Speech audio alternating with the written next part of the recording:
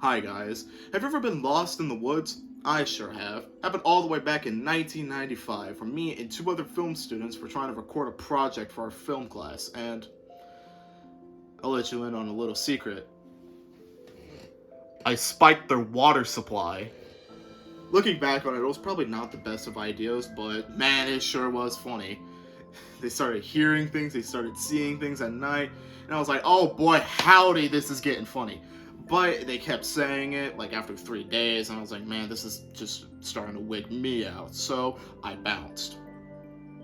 I think I took the map with me. Wonder where they are now. If it isn't already evident, I'm talking about the Blair Witch Project by Dan Myrick. And for all legal purposes, no, I did not leave two drug people stranded in the middle of a forest in 1995. I was not born yet. The Blair Witch Project is probably commonly known as the grandmother of found footage horror, and the reason why we have media such as VHS horror. Foreshadowing for when I have to cover VHS horror. The main characters, Heather, Josh, and definitely not the Blair Witch, do a really good job of selling the fact that I'm not watching a horror movie, but I'm in fact watching the evidence of a homicide case. But don't just take my word for it, take this guy's word for it. Take my word for it.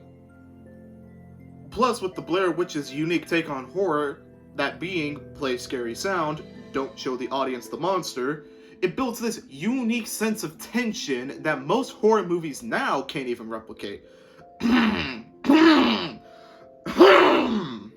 Now, even though this movie is short enough to fit in your lunch break, it doesn't feel like it's lacking in any department. It has a climax, it has character development of some sort, it has... God damn it, what does it have?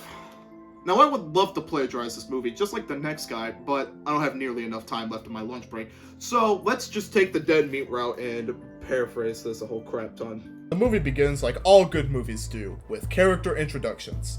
Ah, the character introductions. Who doesn't like this part of a movie? Introduces you to all the characters you'll be following around for the rest of the movie.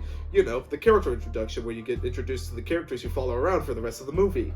They talk, laugh, have a drink, and all around get to know each other. This is Heather. I fucking hate scotch. This is Josh. What the fuck was this blue jelly shit all over my shit? And this is definitely not the Blair Witch. God, show your grace on me! Now, these interviewing scenes I really enjoy, and probably not for the reason you're expecting. Sure, they do a really good job of world building and foreshadowing later parts in the movie, but what this scene does also, it opens up the possibility that all the main characters are thinking to themselves, just, damn, we're dumbasses. We really should have listened to those townspeople. On their first day of shooting, they get out of the car and start marching through the woods. And Heather really insists that they don't need a map. Again? I said I knew where we were going. Wait. Yeah, she doesn't need the map. She definitely knows where they're going. Into a cabin in the woods to kill them off one by one. Oh my god, I have a film theory! Throughout their journeys, they stumble across what they can only believe to be an Indian burial ground. Yeah, they don't really touch back on this, so let's just move on.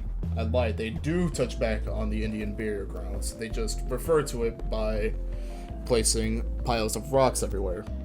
Okay, I guess that works. Now, the Blair Witch wants to show off her puppeting skills in the most unconventional way possible. These figures become a huge motif in the movie and a huge symbol in general.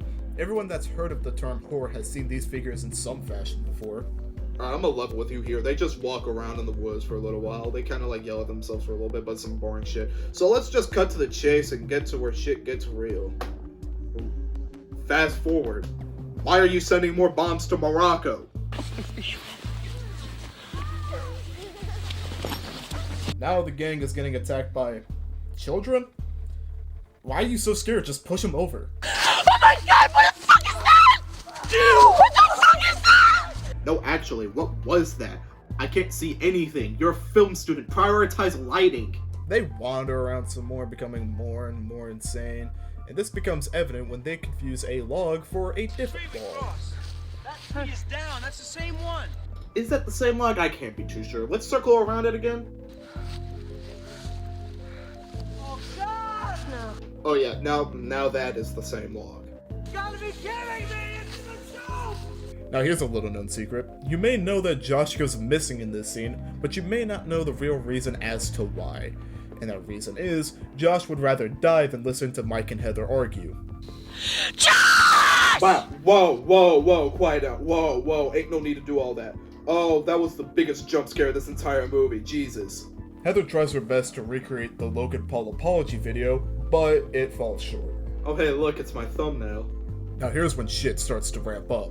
Josh beckons our heroes to follow his voice through the night.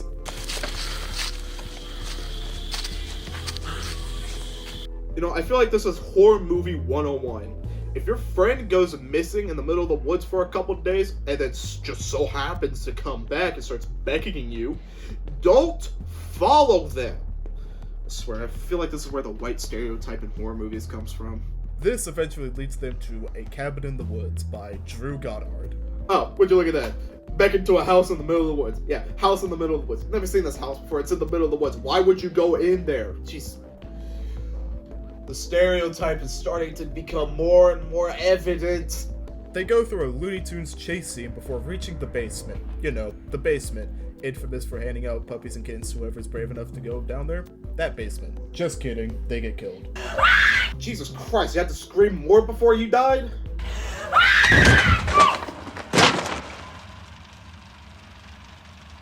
And that's the Blair Witch Project, full of paranormal activity, woods, and screaming film students. Now I think the only thing left to do is Cut to the numbers, finish up this review. In short, mwah, chef's kiss. This movie does a wonderful job portraying all the ranges of emotions, from gleeful optimism at the beginning to downright terror at the end. It just feels real. It just feels like I'm watching a homicide case. From the expertly shot scenes to the tension in those scenes, this movie should be regarded as the golden standard for VHS, analog, and found footage horror alike. Stay tuned for when I do the Scooby-Doo project next. Stay safe, eat cake, and I'll see you later.